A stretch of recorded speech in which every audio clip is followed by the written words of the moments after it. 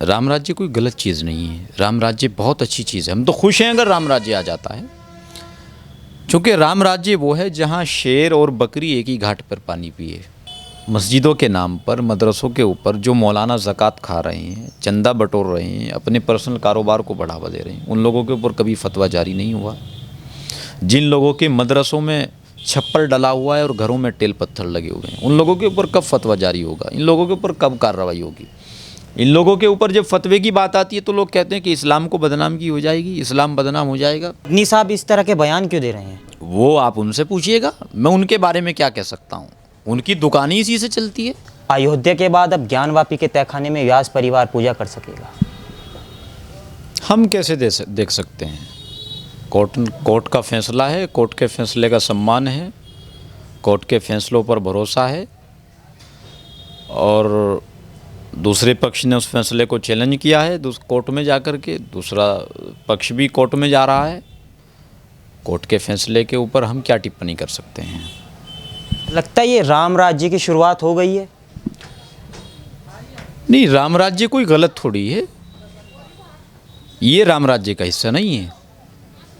राम राज्य का मतलब है कि राम राज्य कोई गलत चीज़ नहीं है। राम राज्य बहुत अच्छी चीज़ है। हम तो खुश हैं अगर राम राज्य आ जाता है, क्योंकि राम राज्य वो है जहाँ शेर और बकरी एक ही घाट पर पानी पिए, जहाँ इंसान, हैवान, दरिंदे, परिंदे, चरिंदे, तमाम चीज़ें महफूज हों।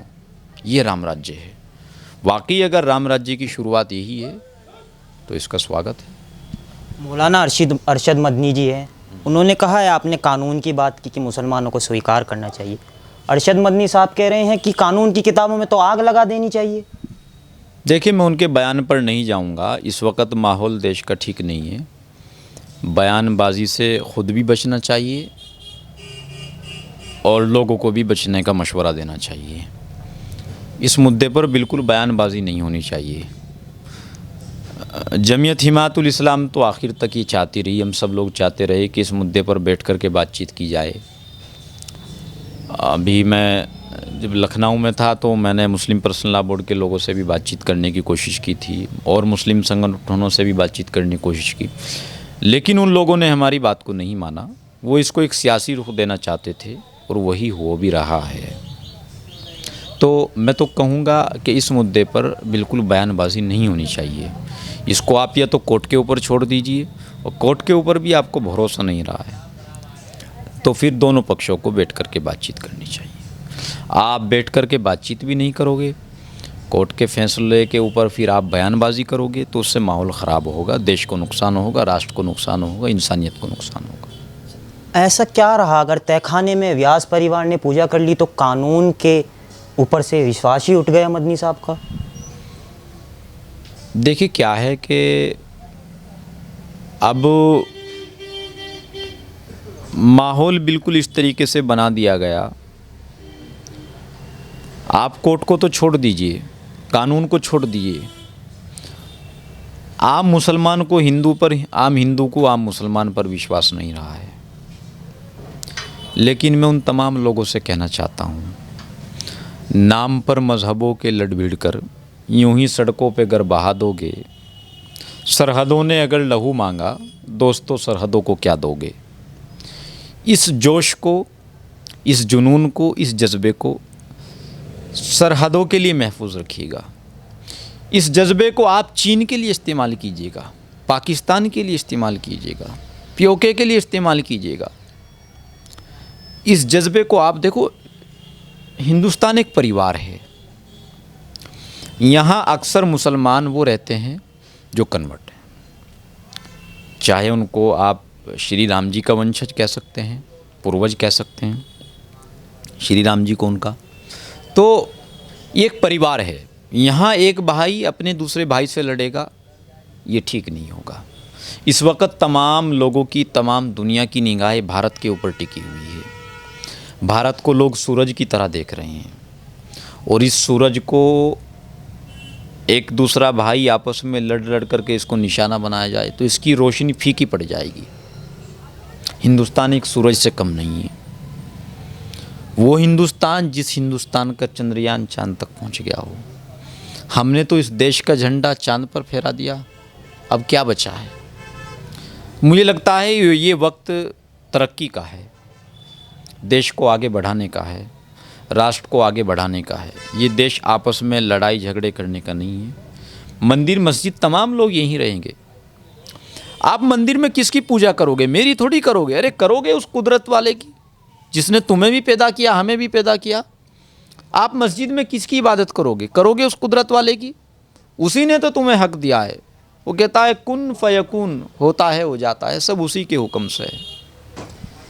अगर हिंदू पक्ष में फैसला आया है तो मदनी साहब ये भी क्यों बोल रहे हैं फिर कि ये कानून सिर्फ बहुसंख्यकों की आस्था को देखकर फैसला सुना रहा है? ये लड़ाई ज़मीन की लड़ाई है, इसको आप हिंदू मुस्लिम मत कहिएगा। पहली बात तो एक ज़मीन की लड़ाई है, दोनों पक्ष कोर्ट में गए हैं और कोर्ट के ऊपर कोर्ट के फैसले के ऊपर टिप्पणी करना या उस पर सवाल खड़े करना बिल्कुल भी ठीक नहीं हो सकता। मैं तो इस पर कुछ नहीं कहूँगा। आप क्यों कुछ नहीं कहेंगे? बिल्कुल जाहिर सी बात है, देश की अदालत हमारे सर माथे पर है, हम उनके फैसले का सम्मान करते हैं। अयोध्या का फैसला 2019 में आया था, किसी ने कुछ नहीं कहा, हमने स्वागत किया, सम्मान किया। जब प्राण प्रतिष्ठा हुई मैं खुद वहाँ शामिल हुआ, तो ये देश की अदालत का सम्मान ही तो है। मदनी साहब इस तरह के बयान क्यों दे रहे हैं? वो आप उनसे पूछिएगा, मैं उनके बारे में क्या कह सकता हूँ। उनकी दुकान ही इसी से चलती है। ओवैसी जी हैं, ओवैसी जो बोल रहे हैं कि ये सरकार दोबारा 6 दिसंबर करवाना चाहती है। ये तो दुकान वाले लोग हैं, अपनी दुकान का सौदा ख़त्म नहीं करना चाहते। मैं तो इन तमाम लोगों से एक ही गुजारिश करूँगा कि इस वक्त बयानबाजी को बंद रखिएगा। ये वक्त बयानबाजी करने का नहीं है, भावनाओं में मत बहिएगा। इस जज्बे और इस जुनून को सरहदों के लिए महफूज रखिएगा, तो देश में ताकि अमन व सलामती कायम रहे। नफ़रत एक ऐसी चीज़ है कि जब ये दिल के अंदर पनपने लगती है, फिर ये मोहब्बत को दूर दूर तक अपने पास नहीं आने देती। इस तरह के बयानबाजी से आपस में छोटे छोटे गांव गलियारों में जो रहने वाले आम हिंदू हैं, आम मुसलमान हैं, उन लोगों के बीच नफ़रतें पैदा हो जाएगी। जब उन लोगों के बीच नफ़रतें पैदा हो जाएंगी, इससे देश का भी नुकसान है, राष्ट्र का भी नुकसान है, तमाम लोगों का नुकसान, भारत का नुकसान है। मौलाना तौकीर रज़ा साहब हैं, वो बोल रहे हैं कि बात अब ज्ञानवापी पे और मथुरा पे आएगी तो संग्राम करेंगे मुस्लिम लोग। देखिए, उन लोगों को मुसलमान इतना सीरियसली नहीं लेता है। मैं तो तौकीर रज़ा साहब से कहूँगा, बहुत सारी मसाजिद ऐसी हैं जो मुस्लिमों के हाथ में जिनकी चाबियाँ हैं, लेकिन वो बेआबाद हैं, उनके अंदर नमाज़ें नहीं होती, उनके अंदर अज़ानें नहीं होती। तो किसी ख़ास एक मस्जिद पर आप सियासत नहीं कर सकते, उसको आप अपने मफाद के लिए इस्तेमाल नहीं कर सकते।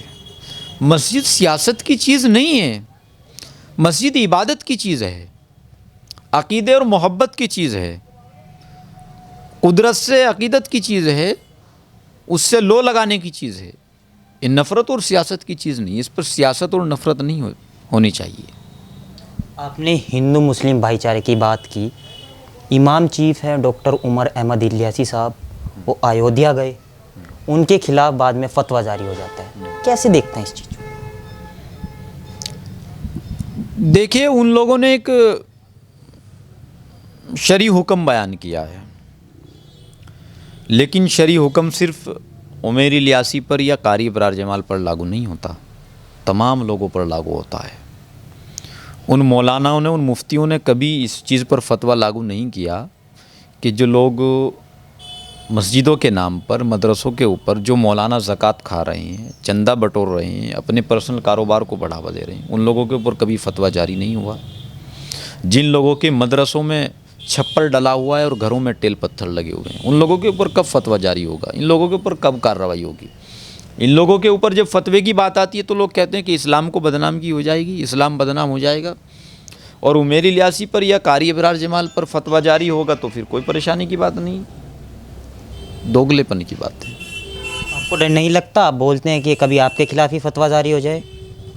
नहीं, फतवा तो हमारे खिलाफ पता नहीं कितनी बार जारी हुआ, अभी प्राण प्रतिष्ठा में नहीं हुआ। आपने देखा नहीं वो वीडियो, जिस वीडियो में हमें काफिर बताया गया, मुशरिक बताया गया। इससे बड़ा फतवा क्या हो गया? जब काफिर का सर्टिफिकेट हमें दे दिया गया, मुशरिक का सर्टिफिकेट हमें दे दिया गया, इससे बड़ा फतवा क्या हो सकता है? और जाहिर है हम इन फतवों की फैक्ट्री से नहीं डरते हैं। हम लकुम दीनुकुम वलिय दीन की तर्ज पर चलने वाले लोग हैं। ला इलाहा इल्लल्लाह को मानते हैं, तवक्कल तो अल्लाह, अल्लाह पर भरोसा रखते हैं। कुल्लु नफ्सिन ज़ाइक़तुल मौत, इस पर हमारा यकीन है, इसलिए हम किसी से डरते नहीं। आप मानते हैं क्या? आपने कहा राम के वंशज है, आप भी राम के वंशज, अपने आप को राम वंशज मानते हैं? नहीं, अगर मैं आपने आपको राम का वंशज मानूंगा तो क्या आपको उससे कुछ मिलेगा? या नहीं मानूंगा उससे आपको कोई नुकसान होगा? इसमें आपका क्या फ़ायदा है? मेरी और राम जी की बात है, मैं मानता हूँ उनको, मैं उनकी इज़्ज़त करता हूँ, उनका एहतराम करता हूँ, लेकिन इसमें आपका क्या फ़ायदा है? आपका तो कोई फ़ायदा नहीं है इसमें। इसमें मेरा फ़ायदा है या मेरे दिल का फ़ायदा है? मेरी बात है और मेरे दिल की बात है, राम जी की बात है। इसमें किसी की उसकी कोई बात नहीं। इसको सियासी रुख नहीं देना चाहिए। कुछ लोग हैं भड़काऊ भाषण दे रहे हैं, वीडियोस भी वायरल होती है, कहते हैं कि अभी उनकी सरकार है, हमारी सरकार आने तो जैसा था सब वैसे ही कर देंगे। मैं उन तमाम लोगों से गुजारिश करूंगा कि बयानबाजी से अपने आप को दूर रखें, देश की अमन सलामती को कायम दायम रखें। हमारे लिए देश सब कुछ है। अमन सलामती जिस वक्त ख़त्म हो जाएगी, ये पैसा, ये सारी चीज़ें, ये सियासत, ये नफ़रत सब रखी रह जाएगी। अब देखिए पाकिस्तान का क्या हाल है, पता नहीं किस मस्जिद में, किस ईदगाह के अंदर कब धमाका हो जाए। हम तो कुर्बान जाएंगे अपने उलमाए दीन पर, उलमाए किराम पर, और सरदार वल्लभ पटेल जी भाई पर, तमाम लोगों पर। दिन की काविशों जद्दोजहद के साथ हम लोग हिंदुस्तान का हिस्सा बने रहे। हमारे आबा व अजदाद ने ये तय किया कि ये वतन हमारा है। हम तो खुश हैं, खुश नसीब भी हैं। तो इस खुश नसीबी को कायम दायम रखिएगा, इस अखंडता एकता को कायम दायम रखिएगा। मैं तमाम लोगों से यही गुजारिश करूँगा।